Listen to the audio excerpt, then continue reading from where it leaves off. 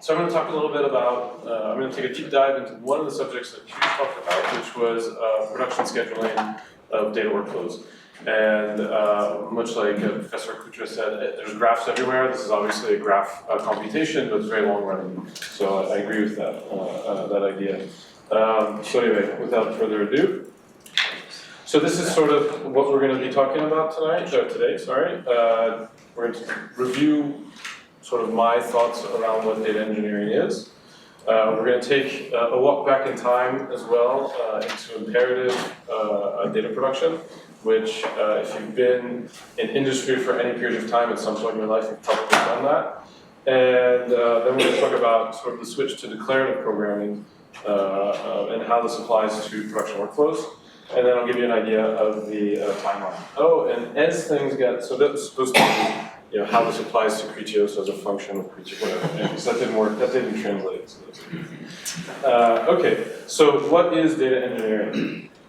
So if you type this into Google, what is data engineering, you'll get a little bit of a fuzzy synopsis, and it seems to diverge into two categories. One is data systems engineering, and this is actually the thing that you see the first thing that comes up. And so data systems engineering is obviously building databases or building workflow engines, building the machine learning platform, figuring out how to store embeddings, things like that. So that's like data systems engineering. There's another aspect to this, which is actually why we build the systems, which is actually to deploy and build, define, and deploy the computations that the business needs to operate. So why do we build these pipelines, right? Why is this important? Well, we do it to do one of two things, I argue. So one is to obtain information from the system. So I guess this is more along the lines of data mining, right? So to get some comprehension about the state of the system that we're operating. And the other thing is to add into, and this I sort of think is somewhat analogous to traditional BI, business intelligence. And then we do it for another reason, which certainly at Criteo and I think at other modern organizations, and that's to inject intelligence back into the system. And this is sort of the artificial intelligence aspect. So we can summarize the data, make some predictions about what should happen in the future, and get that back into the system as part of a feedback loop. And I think that and hopefully as both the two previous presentations talked about, this is actually pretty hard, right? There's a lot of specificity in what we're doing and in how we're doing it that requires quite a lot of expertise. Okay, so define big data. So this is also a little bit fuzzy, actually, now. And I think it's fuzzy because we're in this sort of postmodern AI world. Because previously, big data was like 3 V's, right? Velocity, variety, volume, and then there were like 2 other V's that I can't remember that came out a little bit later. But obviously, there's this idea that there's this massive influx of data, and we have to process it. And when this first sort of came out, it was all very traditional BI confronted against a massive amount of data, the Internet of Things, and all this stuff. And now, even I think scale-up data science on a single machine is sort of considered to be big data, right? So we're talking about like terabyte data sets, but actually you can compute that on a single machine these days. And so, but that is also, I think, in many people's minds, big data. And so we have sort of this mix of these two things, and they're fundamentally different things, but both of them are also, can also be pretty complicated. Okay, so now let's go, going back to the first definition of what is data engineering, let's talk about data pipeline. So what is a data processing pipeline? So this is really fancy speak for stuff we've been doing for a very, very long time, especially of those of you who were at this university building data processing systems and databases. It's basically a DAG of operations where we're reading some data, we're doing some transformations on that data, and we're writing that data out to something, right? And I think traditionally this is what people think is hard in the big data setting, is making that reliable, performant, and correct. And of course, we can summarize all this by just saying this is basically ETL, right? So we've applied some fancy terms. We've said we're doing data engineering. 20 years ago, that was just like, BI, people dragging and dropping stuff in visual programming tools like SSIS and things like that. And of course, any single given graph, computation graph, can be composed into an ever bigger one. And then this is how we stitch together these very large scale systems. Okay, so that's a little bit of the context of the sort of the job that my team at Criteo tries to facilitate. And so now let's take a little bit of a dive into actually the construction of these pipelines. So imperative data pipelines. So what does that mean? So this is an imperative data transformation. This is a Perl script for the youngins who don't know what Perl is. And this actually works. And what we're trying to do here is aggregate clickers and clicks, right? So we've got some sort of input data set with some time information and a unique user identifier. We're iterating over that on standard input and parsing that with this very reliable regex, and doing some, sort of typing of data sets, trying to sort of massage that into things that we like, normalizing that data, summarizing it in some hash maps, and then iterating over that to spit out a more reliably parsed data set with pipes instead of commas, because pipes are much better. And and so this is a pretty typical transformation that certainly I wrote tons of these, years ago, and I think it's a pretty typical thing that has been done in industry for quite some time. So how do we make a workflow out of that, right? So that was just a transformation. Now we actually want to make it useful, so we need to stitch that together into a workflow, and we can do that in this way, right? We can just use good old-fashioned Unix tools to SCP some data over from a distant server, and uncompress it, pipe that through our little transformation script, and then in theory pipe the output of that into some other script, which is maybe loading that into a database or doing whatever you might like, maybe yet another sort of transformation on it. And you could even imagine, of course, that if there's many machines here, you can imagine how you might iterate over this in different ways to do this at a sort of larger scale. Okay, so that is a perfectly acceptable data workflow. And it actually has some nice, so let's take an analysis of that, right? It has some nice properties. When you're looking at this, it's actually quite easy to understand what's happening, right? Even the script is fairly trivial and is easy to test. We can take that script, we can pipe some input data to it, some example data. We can get an understanding if the output is what we expect. We can actually optimize it. You can start doing some Perl hacking stuff to try to squeeze out a few more cycles from your machine. That script was actually fairly efficient. I benchmarked it on my laptop, 250,000 records per second, single-threaded is reasonable. It's also modular, as we see. We can execute that in many different environments. And then for us old folks, it's very Unixy. It's like going back to comfort food, right? It's comfort food for the programmer's soul, and kind of feels good. The unfortunate part, though, is that it's actually pretty fragile. Obviously, the code is very fragile. Doing some regex parsing on input is not going to get you very far if that changes. It's also probably only, that's a very trivial script. In the real world, these things get much more complicated, and maintaining that is probably only easy for the person who wrote it, and only over a certain period of time, right? As you've stopped looking at that thing, going back a year, like, what the hell was I thinking? I have no idea, right? And then you have to debug that whole thing. It's obviously a single-threaded algorithm. It's not distributable in that form. And so to try to make that deal with an input of a data set that doesn't fit in the main memory of a single machine is now going to require serious effort. And so this is really the big data problem, right? This is what I was touching on at the very beginning, and that's that once the data set no longer fits in the space of a single machine, sort of that intermediate computation, once that's no longer containable in a single machine, everything that's once was simple now becomes complicated. Obviously, the algorithm to write is different. Lots of computations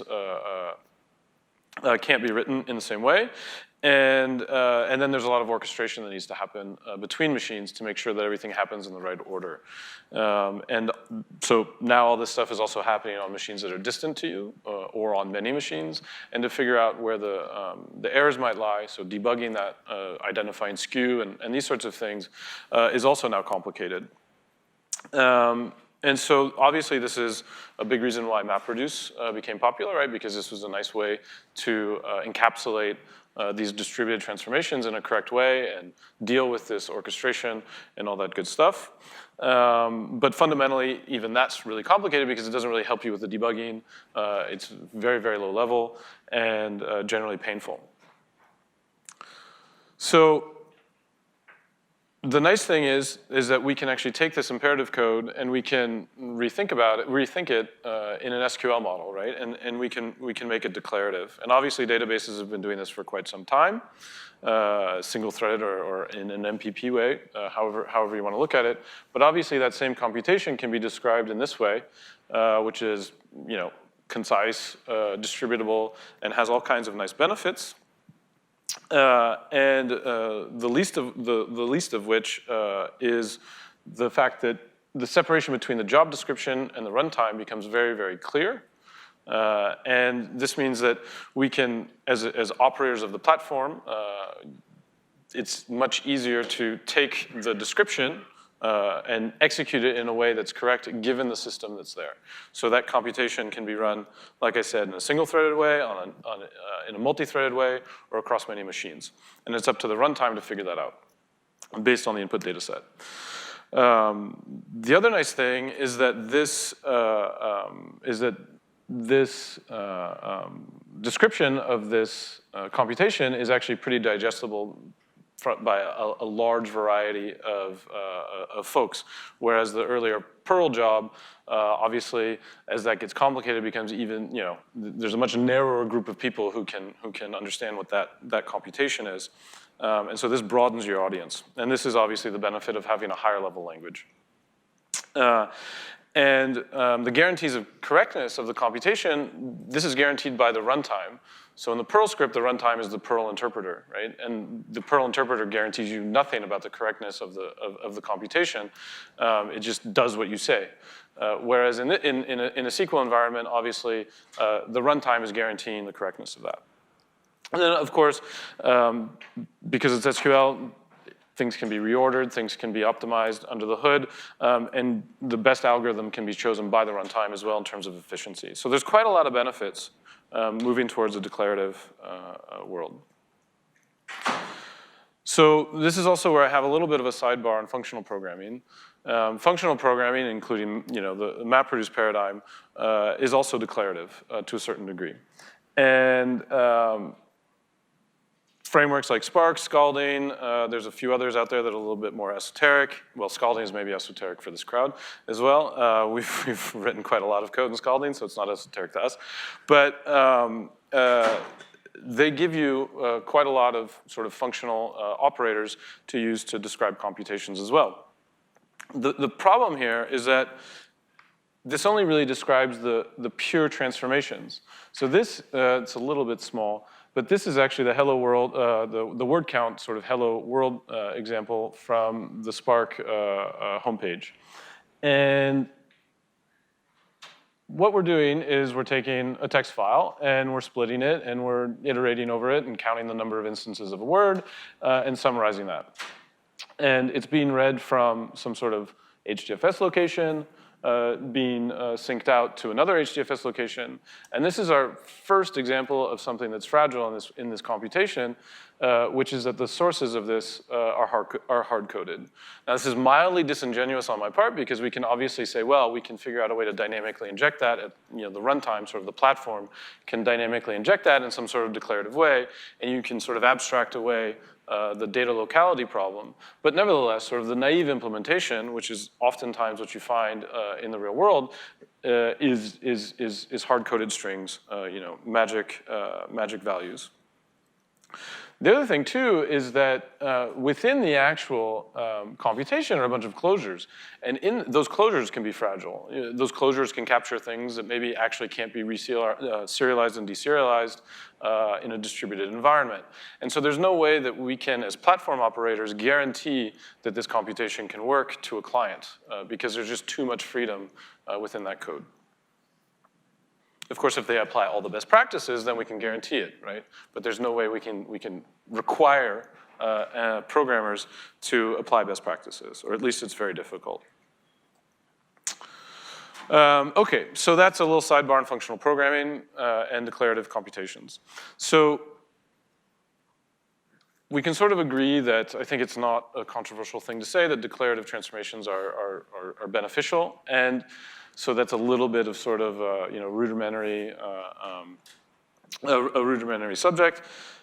Declarative transformations are a little bit different when you actually want to schedule them. Because today when we schedule things, we're using probably something like Apache Airflow. I think that's the most popular one. There's Uzi, there's a bunch of other ones as well.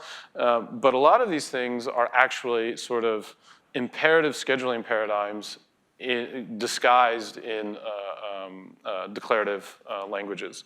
So for example, we have something written in Scala that sounds declarative. It's called cuddle. And we have these operators that, hourly clicks job depends on raw clicks. And we have another operator called and, which allows you to sort of construct an arbitrary DAG of computation. And Airflow uses the set upstream function to construct the same thing. In a SQL environment, this is actually, and even in a non-SQL environment, this is actually redundant, right? Because you're imperatively telling this runtime, execute A before B. But where's the guarantee that A actually comes before B in terms of its inputs? There is none, right? And so this is actually quite dangerous. And I have an example of real-world declarative DAG code in production at Criteo as of this minute, which is this thing, right? Which is using our nice fancy DSL in Scala with our depends on keyword and our and keyword, as well as all the various hourly offsets. And so this is actually a really complex, this is one of the most critical data production graphs at Criteo. This thing is reading in hundreds of terabytes of data every day and is the foundation for the data going into our machine learning pipelines, right? And nobody can actually understand this, it's impossible. But this is sort of the best practice today. And really what we want is we want the definition of the job to be able to expose itself to the scheduling platform such that the scheduling platform can infer all of this stuff. None of this stuff should be written, right, explicitly. Okay, so how do we do that? So going back to the SQL paradigm, how can we switch to a declarative scheduling runtime? So we take a look at our query, and we can actually analyze this thing just, as humans, we can read it, and we can say, oh, there's a lot of things that we can infer from this query that's gonna help us schedule it. So first of all, we have data set dependencies, right? So our from describes the table, and the predicate here tells us how we can look into that table and get, say, the partitions of input data that we're interested in.